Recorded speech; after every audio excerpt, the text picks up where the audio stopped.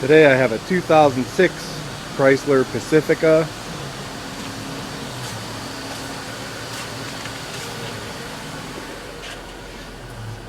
Has 69, almost 70,000 on it. And I have a code 2308. Ignition coil number 3, secondary circuit, insufficient ionization. It's pretty interesting. First thing I'm going to do, I also had a 303, but I had cleared the codes because I did what most people do with this stuff in the shop. I'm going to put a plug and a coil in there and see if the misfire goes away. And I fell into that trap without doing a lot of checking, and I still have a misfire, and this one came back. The 303 will come back if I let it run, but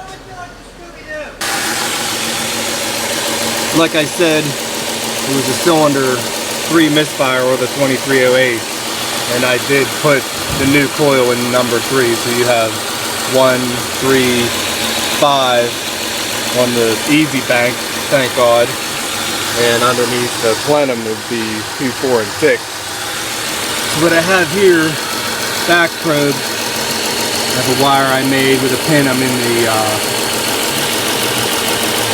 light blue with a red tracer. And I'm hooked up to a Vantage Pro. You can see I have 14 volts, a little bit fuzzy, but there is no coil control. I'll show you one with coil control. I'll pick a different one. Now here is number 5. And you can see I'm just on a graphing volt scale. I'm not really looking for anything in particular, just control. Since I don't have it, this is what number 5 is doing. And you can see, you know, 13.7, a little bit lower average because it's actually grounding it. But no computer control. I'm in number 5. So the next thing I'm going to do is actually check at the computer and see if I have the 14 volts that's sitting here back at the computer. Because if I don't, it's an open circuit, fine. If I do, then I'm leading towards a computer or something else. So let's see what we get.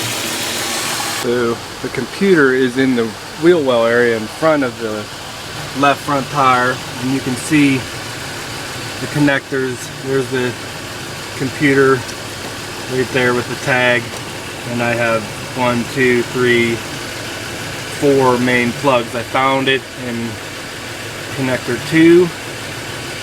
Found my wire. So if I take my lead and I touch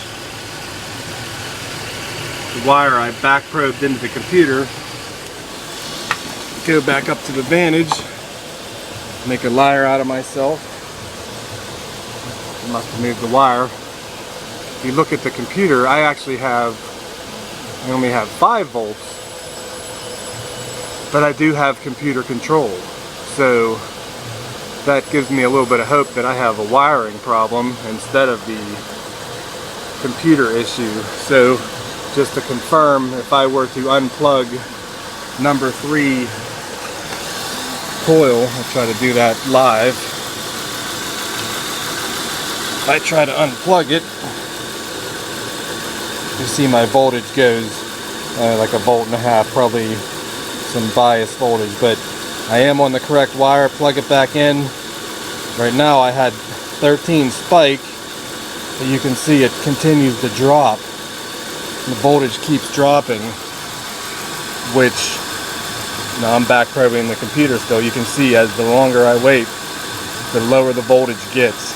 So I definitely have a resistance issue, because if I take the jumper wire and just run a new wire from the back of that coil and jumper it to the computer, I'll set that up and I'll show you. The misfire goes away, and then I just have to determine whether I'm just going to run a new wire or actually find the fault. So give me a sec. Okay, I'm hooked back up. I'm at about 7 About 7 volts. There is computer control. I still have a misfire. If I take the jumper wire I made going all the way up to coil number 3 control side, and I touch it to where my yellow clip is in the end of that T-pin, you'll watch my voltage go up to 14, and it looks just like the number 5 now, and the misfire is gone. You probably can't hear it, but it's purring like a kitten.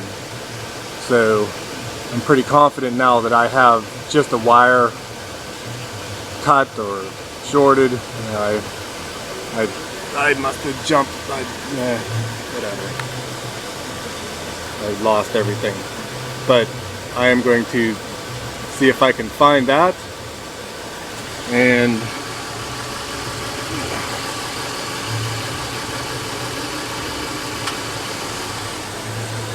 I just bumped everything.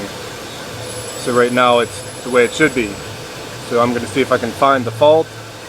If it's too complicated, I may just run a new wire, because I really just want to get it out of here and make my money. So don't know if that helps or not, but I thought it was interesting enough to post.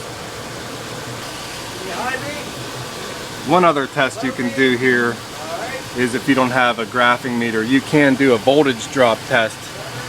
And if you remember, this one here was hooked up to the computer control side of the coil, so this has my battery voltage through a good coil. So if I hook up one lead to my positive, and then I leave the other lead hooked up to essentially, which would be the same wire, positive, just 20 feet away or however far it is once it goes through the looms, you can see I have a -7. Now if I switched leads it would be +7, but there's a 6.5 to 7 volt voltage drop in that circuit. You can do that on many different components. If you're looking for a problem, go from the positive to the positive or negative to negative, and you'll see if there's resistance in that circuit from the voltage that's in it. So that may help without the graphing. For some of that stuff you can see there is an issue just in that wire. So I'll see if I can fix it. Okay, I was able to pull the harness out. This one went all the way straight to the computer all by itself. I unplugged it from the computer, and I found, you can see right there in the harness where it had been rubbed through. Looks like it goes around a mount, or there's a bracket under there where it rubbed through. And when I opened it up, I found that someone has been in here before. And there's a lot of wires that are repaired with heat shrink tube. Looks done pretty nice. And then you find the wire that I'm looking for, which is the light blue orange, and look at the corrosion. So this is where my problem is. I'll fix that and it'll be done. I'm going to do the same thing. I slid some heat shrink on there. I like to spread the wires apart, kind of like put them together in 2 V's and then twist it, solder it.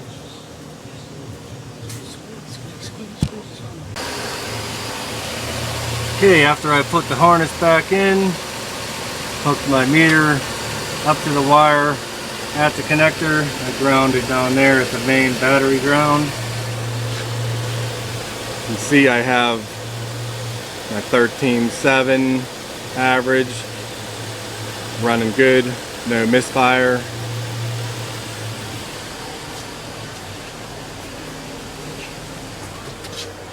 No check engine light. If I cleared it, it would come back immediately because it knew it wasn't firing right. No codes present. We can call this one fixed. Thanks for watching.